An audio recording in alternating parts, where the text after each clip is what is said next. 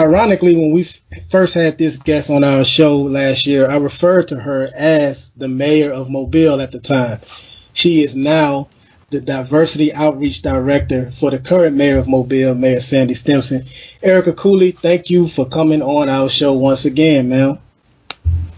Well, thank you for having me, and I do want to correct that I am on Mayor Stimpson's reelection campaign, which is totally separate from his administration. So my role as diversity outreach director is explicitly for his reelection campaign. Fair enough. Thank you for that correction. I'm going to get right into the first question.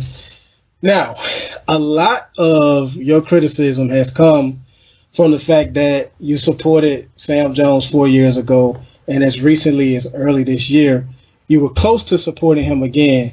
What was the deciding factor that made you support Mayor Stimpson? Because it's been alleged that it was money. So what say you? Criticism? What criticism? No, a few whispers here and there. Just to hear something there. Well, let me clarify. I did support Sam Jones in 2013. I had the opportunity to not only interview Sam Jones, but interview Sandy Stimpson. And I actually really liked the fact that we had this white man in Mobile promoting a unity message because he didn't have to, I like the fact that he was willing to engage predominantly African-American communities with real full-out campaign events. I think the one that I attended was in Trinity Garden. I also attended one in Tomaville. And as a child growing up in Mobile and then coming back home, I just hadn't seen that level of engagement from a white male in the African-American community that wasn't trying to extort, a 28% APR for a car. It was genuine and sincere, like, hey, this is who I am, what are your interests, what concerns you, let me know. And so I vibe with that. However, I was on the scene per se, and after, listening to Sam Jones, I was like, I just can't not rock with the black man. We'd already had Obama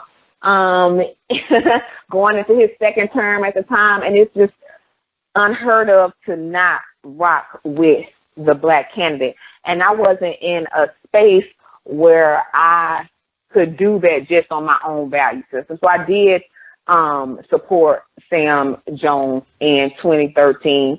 And that's what it was. More recently, I had been invited to a meeting at Ball Healthcare in February of 2016. Mm-hmm. And in that meeting, we had an opportunity to hear from Sam Jones, and I was sitting there like, I don't see the vision. And, some things were said about, compensation and how we could, the things that can be done once, that particular team was in place. Let's rewind. As I work at the radio station. I had the opportunity to speak with Sam Jones when he recorded the commercial for Troy Ephraim, who was running for, seeking re-election for mayor of Pritchard at the time.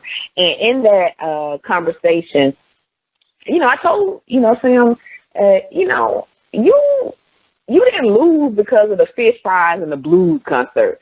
You lost because, people didn't turn out in support of you. It wasn't the fish fries and the blues concert. Like, that's a myth. That's just not true. And, we talked about that, and I said, well, I asked him, why is it that you didn't let the young politicos at the time, work on your campaign? Because one thing I did see from Stimpson's campaign in 2013 is that it was open, right? If you had an idea, you came in, you presented your idea, and it seemed like a lot of energy and people, were able to do their thing. But when you got to the Sam Jones campaign, and maybe it was just his, position as being mayor and having to be more closed and more protective, it just wasn't that same level of openness. And so, after our meeting in February of 2016, I'd gotten another message from Kevin Ball, who's serving as the campaign manager for that team. And he was talking about the next meeting. And I let him know that, I was going to sit this one out. Thank you. I appreciate it, but I'm going to sit this one out. That was March 2016.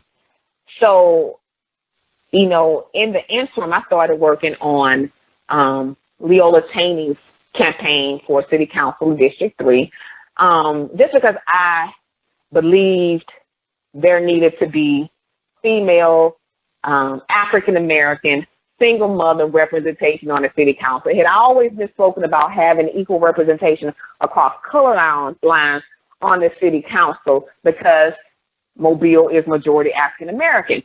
But when the conversation was brought up, or when I asked the question, well, what about women? It was said that we have female representation at the state level. So you have Adeline Clark, Barbara Drummond, Vivian Figgis, represent at the state level. So I had to remind them we're talking about the local city race, right? Right. But, like they say, we have representation at the state level. So I guess city doesn't matter in that instance. I don't know. But I decided to support Leola's vision, reluctantly, because I was like, okay, I have, a new husband, I have a new home. Let me focus on nesting, right? Leola can do this. She can do it without me. But it was just something about her passion, with the things that she wanted to accomplish, and my desire to see that female representation, that said, you know what, let's go ahead and make something happen. And I would say about a month, 2 months in, I got a really great opportunity. I was asked if, I would be interested in working on Mayor Stimpson's reelection campaign. And I'm like, wait a minute, what's going on? Like, why are they, asking me, why are they pursuing me? Why would they want me? And that's my niche. Like, why would they want me? Not thinking about, like, you know what? You actually know what's going on in these streets, and you know what the African-American community and these young people want. So why not get in a position to where you can communicate that? And so from that conversation, I prayed about it. I spoke to my family, got their insight, and they were 10 toes down. They were like, yeah, baby, go for it. And I told them, they knew that I was currently working on Leola's campaign. And they said, put some things in place to make sure she's secure, but God is the God of promotion. And I'm thinking, like, you know what? I haven't gotten a promotion since I've been in Mobile. You know what I'm saying? This is the first group of people to tap me on the shoulder and say, hey, baby, there's something special about you. There's something in you that we want to leverage. Let's do it. Right? And I'm like, okay, cool. All right, pray about it, talk to my husband about it. And then once I decided that this was the route that I would take, I called Leola. I think that was a Friday about 6 o'clock. I called Leola at 9 o'clock. I was at her front door Saturday, like 9 a.m. Like, hey, this is what's going on. Just that quickly. After I got the buy-in from the Lord, he said, yo, I presented this opportunity. What you need buy-in from me for? Call the family. Next day I'm at Leola's doorstep, and we talk it out. And so it's just been a whirlwind from there, because after Leola and I talked about it, I commenced to call the people that are in proximity to me. Byron, I called you like, yo, this is what's going on. How do we handle this? Because we don't want it to be misperceived, right? And we were definitely trying to frame the narrative as honestly as possible. But somehow things just got misconstrued. And I think I made about 25, 30 phone calls from that Saturday to that Sunday. And by the time that I went very public about, following my values, supporting the candidate, that I'm like, okay, then I can rock with him. I see his vision. I wasn't as I wasn't as self-assured in my decision, in 2013, but I'm at this position now where I've been in isolation for a year and a half. So it's just been me and the Lord. It's been me, the Lord, my husband.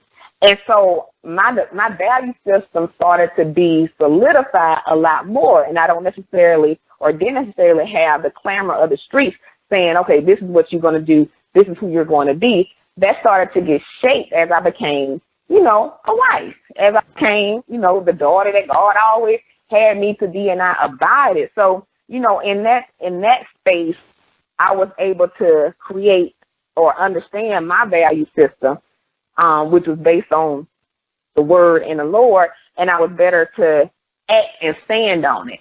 And so I will say, being in isolation for about a year and a half, coming out the street, being in courtship with this great man, having to look at some of my previous behavior from a rear view mirror type perspective, it made me say, like, this is what I'm about and this is what I'm going to do. You know what I'm saying? And so it's just been an amazing experience working on Sandy Stimpson's Reelection campaign.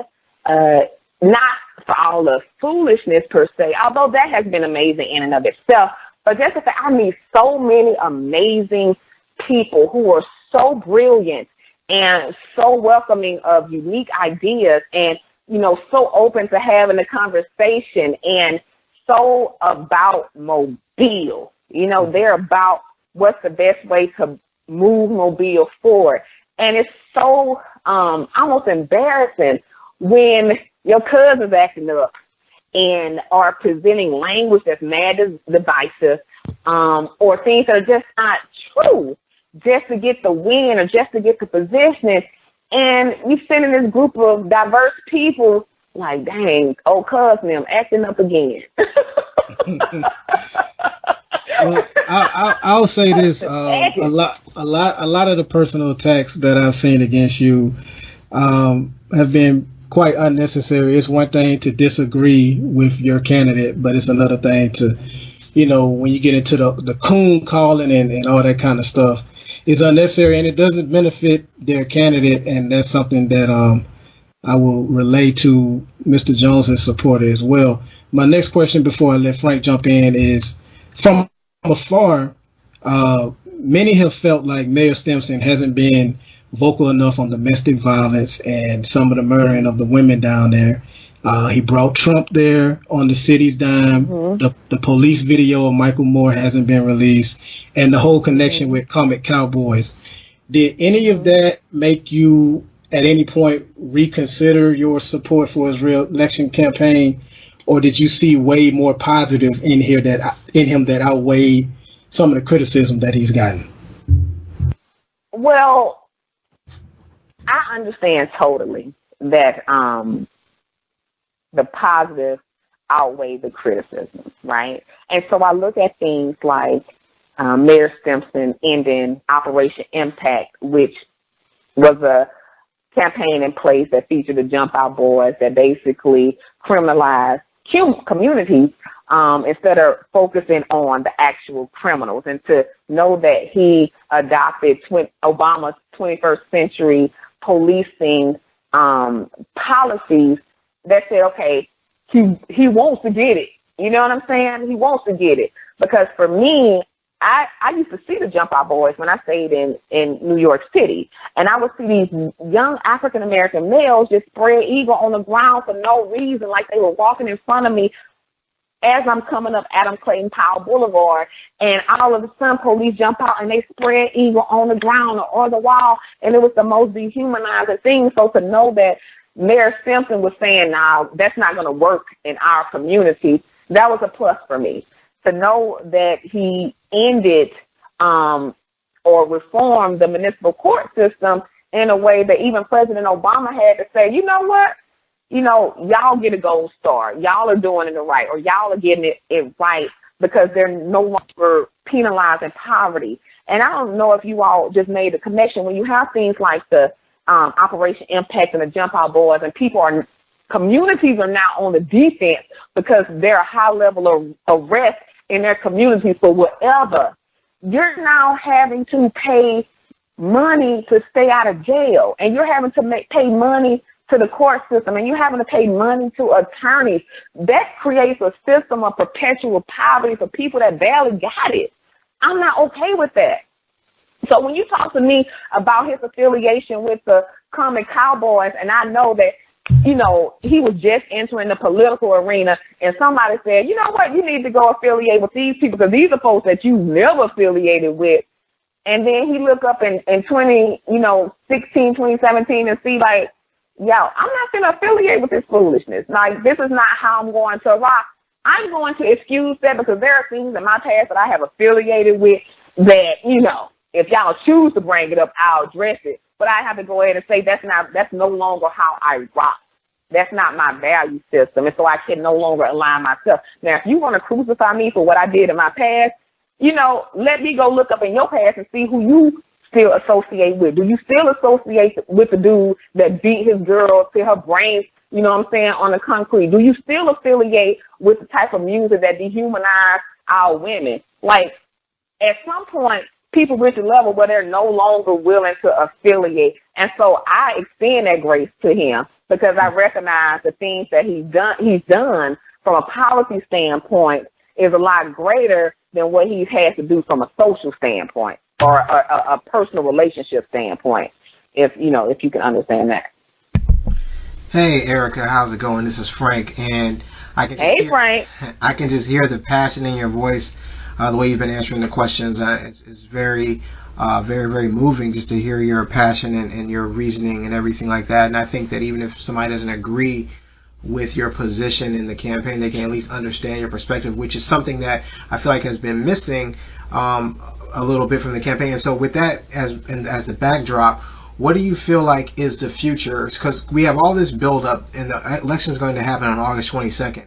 So what is your vision? What are you going to do? Let's say Mayor Stimpson wins. Let's just look at both scenarios. Let's say he wins. How do you approach maybe healing some of the divide that's happened during this campaign? Let's say Stimpson doesn't win. How do you move forward, still trying to, push some of the things that you felt like were good policies from this campaign, maybe into the Jones court as well? Well, in the event that, once I should say, Mayor Stimpson is reelected, I truly feel and know that if Mobile is the place where the last slave ship docked, and Mobile was the place for the last lynching in the United States, then we should be the first place to have the national conversation on race, relations, reconciliation, and healing in America. I think that's the burden, or that's the leadership role that we will play. And so that's what I would want to see. In the event that, Sam Jones pulls a Trump, which, considering the tonality of Trump's campaign, post his visits to Mobile the first time, with the divisive speech, we've seen that has been effective. And if it's also effective for Jones' camp, that divisive speech and, that tonality, then I would want to have the conversation as to why was it okay for your supporters and to attack me personally, first of all, right? I would want to know that because I would want to reconcile that hurt in my heart. I would want to reconcile why it was okay for that camp to come after my livelihood and how I take care of my family, right? I would want to reconcile that. I would want to know, why is it okay for the same intimidation tactics that we were taught in history that the, white Southerners used against our ancestors as far as, denying them the ability to vote for who they wanted or supporting a candidate without repercussions, without threatening their job. I would want to know why that was okay from that camp, and from, if not from that camp directly, then from those supporters, right? I would want to know that before I can proceed, because I'm all about having a conversation. I believe that we should be able to converse honestly before we start to move to the left or to the right, because that conversation, in my understanding, lets me know where we stand. That gives us the opportunity to see words really do what words are supposed to do. Words can heal, words can divide, words can allow you to get an understanding. And so from my position, being a child of Mobile and seeing people treat me how they have treated me, and me have to reconcile that not only in my spirit, but just in my person, like my humanity has to reconcile. Why is it okay for you all to come at me like this just because, you all feel you don't disagree with my position this time, right? I would need to have that conversation, because that's not okay with me. So after we have that conversation, then we can proceed to the business of, Mobile. But since this campaign and these attacks have been personal, we need to have a personal conversation so that I can move forward. Because I'm not about the foolishness and the inauthenticity of just keeping it professional in this environment. You know what I'm saying? Like, we need to talk first. Kudos to you for the win, however you got it. You know what I'm saying? But that rhetoric is quite similar to the rhetoric that we denounce. We denounce that rhetoric from Trump, but that's what you want to do? And you with the intimidation tactics that were used against our corporations? Okay, then let's talk about that. So, wow, you really didn't mince words with that answer, but I guess going forward, Stimpson has presented a unity message as you portrayed early in the interview when we talked. And so my question is, how is he going to walk forward from the people that have accused him of being inauthentic in the black community, basically saying having a fish fry when it's convenient, doing these things whenever convenient? Do you have information on his track record in between the elections, say between the last fish fry and the last Juju on the beat? And how would what is your response to supporters who say that Stimpson is inauthentic based on some of those actions? Well, I think that there's a huge level of distrust. So regardless of what Mayor Stimpson would have done, it would still be perceived negatively, right? And so it's a matter of how do you build trust. And trust in relationship is often built in dialogue. And that dialogue comes from listening. So I know that Mayor Stimpson listens. I know that he is open to ideas and approaches to problems and is quite innovative, but everybody doesn't know that. So I think in his next tenure, it's very important for him to say what he's going to do what he said he's going to do, show that he did it, and communicate to people along the way to build the relationship and get not necessarily the buy-in from the community, but listen to what they're saying and see how you can incorporate what they're saying they need, they want, they desire with what's best, and proceed from there. So it's a relationship building tactic, and that starts with awareness and education. So people need to be aware of what's going on. They need to be educated on what's going on. So they need to know what he's doing. And that has to start with the conversation. His doings need to be based on what the insights that they've given him about what they want.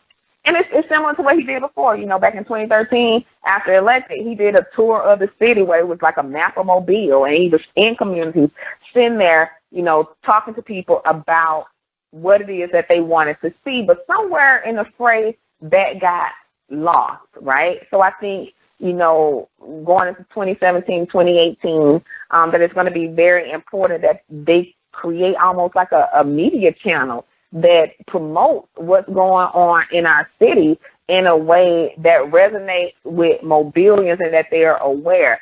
And the onus is being on Mobilians to tap into that. But that trust has to be reestablished with communication between the mayor and the communities. Well said. We have the Diversity Outreach Director of Mayor Stimpson's Reelection campaign, Erica Cooley, and I know you're working hard down there. And we can't wait to see what the outcome is. So good luck, and we will talk to you again. Thank you. I appreciate the opportunity. I love you guys. Y'all take care.